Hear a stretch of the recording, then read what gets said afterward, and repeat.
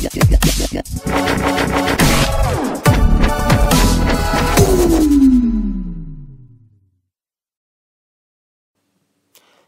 در این ویدیو قصد داریم تا چگونگی بکاپ گرفتن از گوشی‌های آیفون رو انجام بدیم. یعنی اطلاعات آیفون رو بتونیم 0 تا 100ش رو بکاپ بگیریم و ذخیره داشته باشیم، حالا برای فلش کردن و موارد دیگه.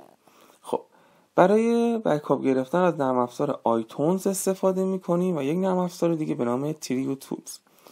ما در ابتدا از آیتونز استفاده میکنیم برای بکاپ گرفتنش. نرم افزار آیتونز رو باز میکنیم.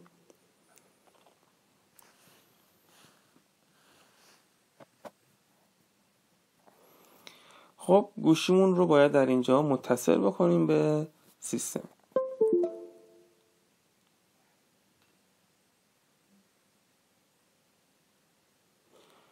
خب من گوشیمو متصل کردم. در این قسمت ملاحظه میکنید عکس یک گوشی خاموش، آیکون گوشی خاموش هستش، باید روشن بشه تا ما به گوشیمون کانکت بشیم و وصل بشیم که الان روشنه. من روش کلیک میکنم. بله، همینجوری که ملاحظه میکنید این اطلاعات گوشیم هستش که آورده حالا اینجا آیفون 6، حالا مدل و رنگ و یه سری اطلاعات دیگه. پس گوشیم رو شناخت. خدمتتون عرض کنم در اینجا کافیه ما فقط حالا در این قسمتی که ملاحظه میکنید نوشته بکاپ و اتوماتیک بکاپ، یعنی به صورت اتوماتیک خودش بکاپ میگیره از اطلاعات گوشیمون. در اینجا نوشته آیکلود و خدمتتون عرض کنم د کامپیوتر، یعنی درون کامپیوتر بکاپ ذخیره کنه یا درون آیکلود یا اپل آیدیمون. ما طبیعتاً درون کامپیوتر باید این کار رو انجام بدیم و جالبش اینجاست که دیگه از ما چیز نمیگیره، یعنی آدرس نمیگیره و به صورت خودکار خودش اطلاعاتمون رو ذخیره میکنه.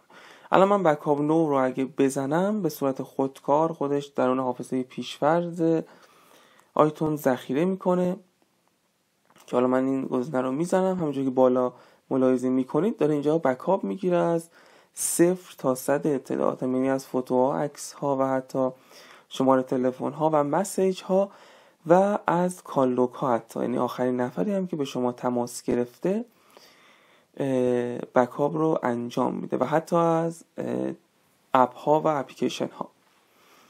خب خدمتتون عرض کنم که من در اینجا حالا لغو رو باید بدانم چون طول میکشه، این بکاپ گرفتنش طولانی خواهد شد و من اینجا لغو رو میزنم.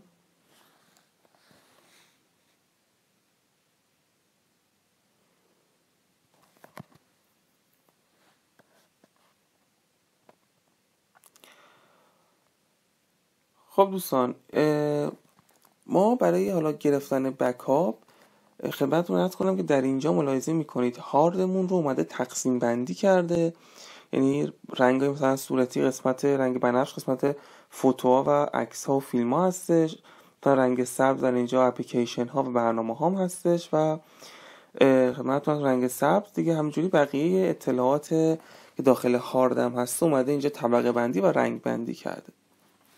خب در اینجا که ما بکاپمون الان شما فرض کنید گرفته شد، این گزینه رستور بکاپ یعنی برگرداندن اون بکاپی که ذخیره شده. خب چون اینجا به صورت اتومات خودش ذخیره میکنه داخل آدرس پیشفرض خودش، ما الان گوشی رو اگه بکاپ بگیرم و بخوام دوباره وصل بکنم، اگه بخوام اطلاعات رو برگردم فقط کافی رو همین رستور بکاپ کلیک بکنم و اون اطلاعات مربوط به گوشیم برمیگرده. و جالب اینه که بدونید که این نرم افزار به صورت کامل اطلاعات رو برمیگردونه و هیچ حذف شدنی و کم و کسری نداره. خب موفق باشید، خدا نگهدارتون.